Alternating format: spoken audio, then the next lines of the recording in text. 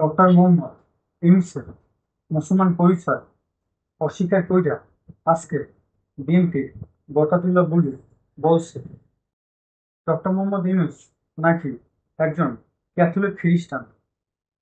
আওয়ামী লীগের সময় তো এরকম ফাজলামি কেউ করেনি। শোনেন আগে কি বলছে। আপনি আমেরিকায় লেখাপড়া করতেন, আপনার একজন প্রেমিকা ছিল, সেই প্রেমিকা হলো মনিকার মা, আপনার মেয়ের মা। তিনি হলেন রাশিয়ার অর্থোডক্স খ্রিস্টান, রাশিয়ান আমেরিকায় লেখাপড়া করে। ওই মহিলা দাবি দিল, ইউনূস তুমি যদি আমাকে বিয়ে করতে হয় তাহলে এই অর্থোডক্স ইয়েতে চার্চে গিয়ে তোমাকে খ্রিস্টান হতে হবে, তাহলে আমি তোমাকে বিয়ে করবো।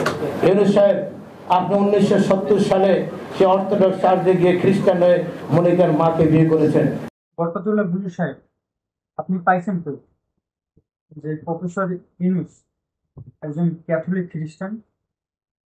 কি দাদারা বলছে না, ইন্ডিয়া বলছে? আপনি এর আগে বলছিলেন তারেক রহমানের নাম নিতে হলে নাকি উঁচু করতে হবে, তাই না? কলিকাতা হারবাল খাইছেন নাকি কলিকাতা সালসা খাইছেন?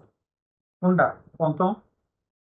মানে জানি আপনার এই ক্ষমতা যাবে, কিন্তু এখন যেভাবে কথা বলছেন এটা তো একটা স্বৈরাচারী কথা।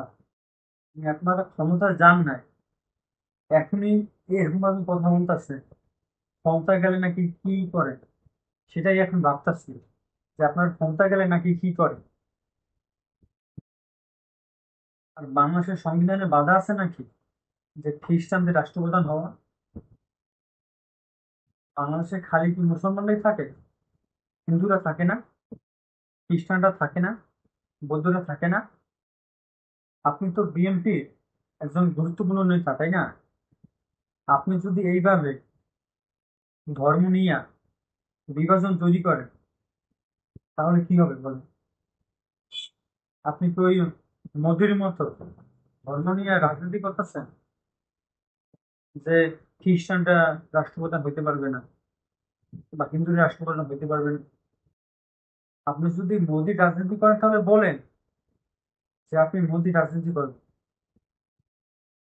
যে আপনি খালি মুসলমানদের নিয়েই রাজনীতি করেন। মোদি যেরকম খালি হিন্দুদের নিয়ে রাজনীতি করে, আপনি সেরকম মুসলমানদের নিয়ে রাজনীতি করেন, সেটা আমাদের বলেন। ভারতের মোদি যেরকম ভারতের মুসলমানদের পাকিস্তানে যাইতে বলে, আপনিও কি সেই রকম বাংলাদেশের হিন্দুদের ভারতে যেতে বলবেন আর বৌদ্ধদের চীনে চীনে যেতে বলবেন? নাকি আর বাংলাদেশের যারা সিরিয়া আছে তাদেরকে কোথায় যেতে বলবেন? ইরানে? ইন্ডিয়ার মিডিয়ার একটা নিউজ হয়েছে যে খলিলুর রহমান বিদেশি নাগরিক। খলিলুর রহমান তো বলছে যে তিনি বাংলাদেশ ছাড়া অন্য কোনো নাগরিকত্ব নাই তার। আপনারা যদি প্রমাণ করতে পারেন যে উনি অন্য দেশের নাগরিক, আপনারা আদালতে যান। কিন্তু বলছে আদালতে যাইতে বলছে না তিনি, তাহলে যান, আপনারা আদালতে যান। ভারতের রয়ের টাকায় চলা নর্থ ইস্ট নিউজে চন্দন নন্দী মানবিক করিডোর নিয়ে নিউজ করে, আর আপনারা এই প্রোপাগান্ডা তুলে নিয়ে খলিল রহমানের পদত্যাগ চান।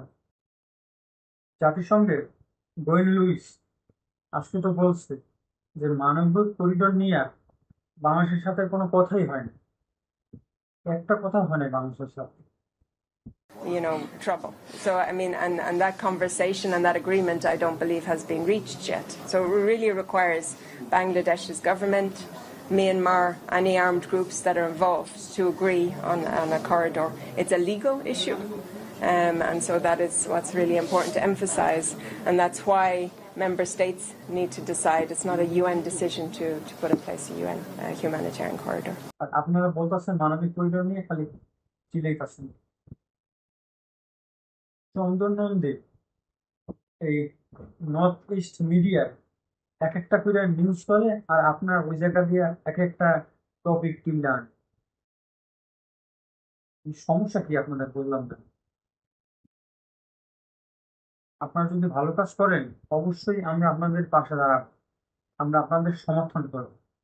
এবং আপনারা যদি ভুল কাজ করেন আপনাদের তো ধরিয়ে দিতে হবে, তাই না? যে আপনারা এইখানে ভুল করতেছেন, সেটা আমরা বলবো। মানবিক করিডোর নিয়ে কোনো কথাই হয় না বাংলাদেশের সাথে। আর আপনারা ওই চন্দন নন্দীর নর্থ ইস্ট মিডিয়ায়, এই নর্থ ইস্ট নিউজ দেখা আপনারা একেবারে লাফাইয়ে লাফাইয়ে উঠছেন। এগুলোর মানে কি বলে? এগুলোর মানে কি? বাংলাদেশের মানুষ কি বোঝায়? বোঝে না? আপনারা কি বাংলাদেশের মানুষদের ভোটাই হয়েছেন? তারা বোঝে না যে কি হইতেছে? দেখেন, একটা কথা ভালো মতো বুঝুন।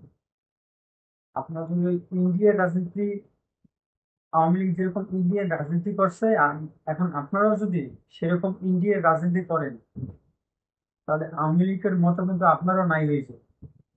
এটা মাথায় রাখেন, বুঝতে পারছেন? এটা মাথায় রাখেন। বাংলাদেশের মানুষ কি চায়, বাংলাদেশের মানুষ কি ভাবে, সে অনুযায়ী কাজ করো। এই ইন্ডিয়ার বয়ান বন্ধ করেন। আল্লাহ হাফেজ। ইনকিলাব জিন্দাবাদ।